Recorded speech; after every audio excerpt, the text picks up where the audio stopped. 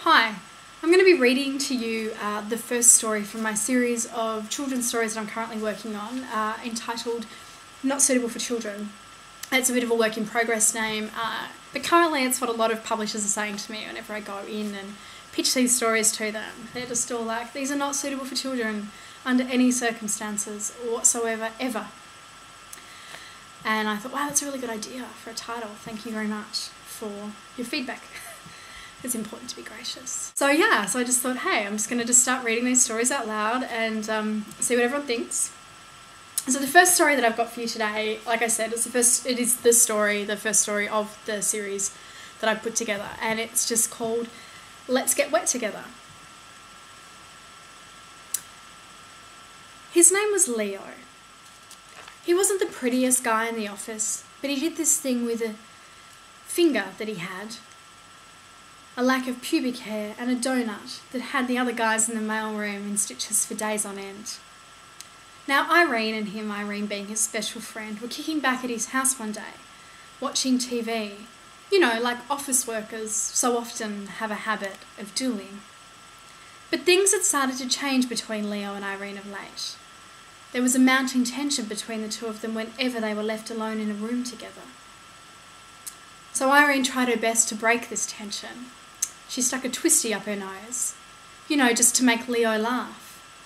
But he never laughed. He just got up and walked out, leaving Irene to wonder what she had done wrong. And so she should.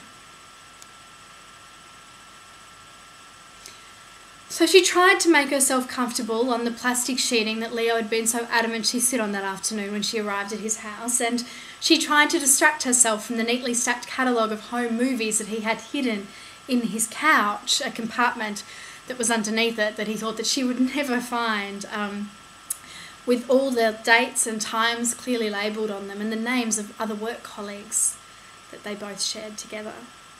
But before she could do anything about it, he returned, dressed in nothing but a raincoat, and he had a small baseball cap clasped in his tiny white-gloved man hand, and he handed it to her. "Put this on," he said. And she did. "Kneel down," he said. And she did. "Close your eyes," he said. And she did. And then she heard it, the click of a video camera, the rustling of a raincoat. And then a warm liquid started to trickle over her. Yes, she was being weed on. And then it was over. Irene opened her eyes and Leo was sitting back on the couch as if nothing had ever happened between them before. Feelings of anger, hurt, disgust, betrayal, yet desire for him racked her body. These were feelings Irene would later recognise as love. The end.